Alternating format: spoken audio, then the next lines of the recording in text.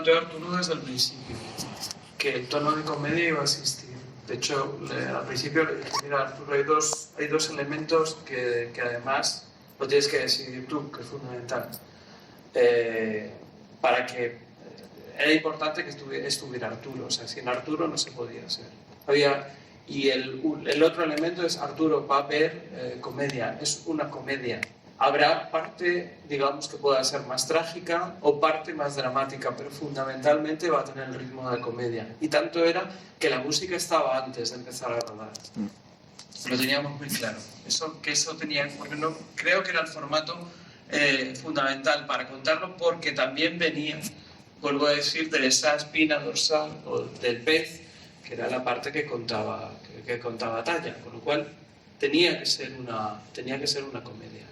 Pero en el planteamiento desde el principio yo les dije, va a haber mucho respeto, va a haber mucho cariño y puede que consigamos que haya ternura, que eso es algo que no estaba asegurado.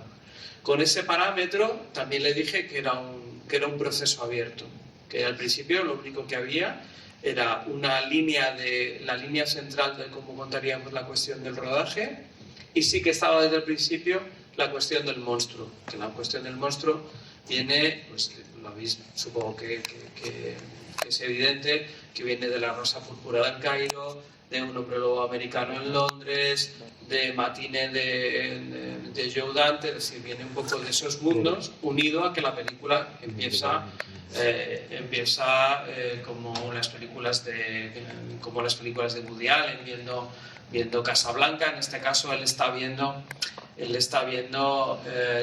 comienza como Sueños de seductor, en vez de estar viendo en Casablanca está viendo una película de templarios. Pero ¿por qué ese traernos su mundo personal a lo que el cine nos ha mostrado hasta ahora? Es decir, sí iba a haber un elemento cinéfilo, pero el tono de comedia debía de existir.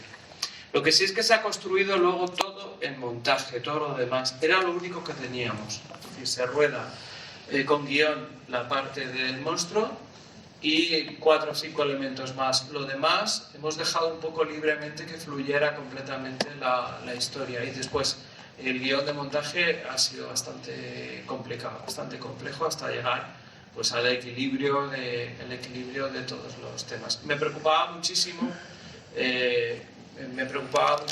que el tono de comedia, el momento, digamos, de pasar el último tramo de la película, pasar de la comedia a pasar a una cuestión más dramática. Y eso es lo que siempre me ha dado un poco más miedo de toda esta historia. Pero era absolutamente necesaria después de entrar, porque yo siempre comparo esto como un velatorio, que lloras y que ríes, y es como la vida misma. Víctor, en esta película vemos constantemente escenas de un mediometraje, cortometraje, se llama El último guión. ¿Cuál es la razón que te llevó a incorporar el metraje de justamente ese trabajo de David García?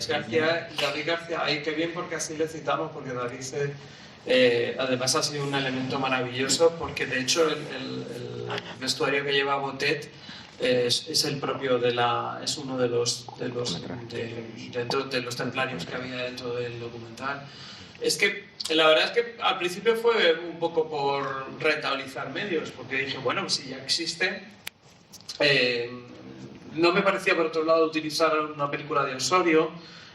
Al principio nos habíamos planteado rodar algo, o sea, hacer la recreación rodando algo, pero después, al existir este trabajo de David, que también es un poco metacine y es también un homenaje a todos esos mundos, pues parecía bastante interesante utilizarlo. David dijo que sí, y se convierte en una cuestión de cine dentro del cine, porque después en pantalla, en ese corto, aparecía Lorne Fleming, que está aquí, pero un pequeño detalle.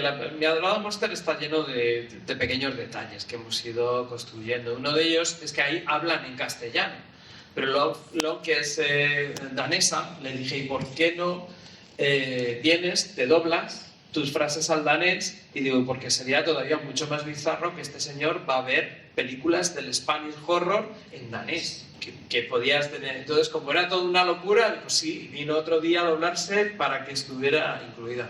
Incluso la cuestión de de Mayans, de las camisas, pues una cosa que surgió en el propio rodaje. Es una cosa que es que muy de Mayans, muy de Jesús Franco, vino con una bolsa llena con 7 camisas. Y me dice, oye, que me he traído 7 camisas, ¿cuál quieres que te pongas? Que me ponga. Y digo, pues te vas a poner todas.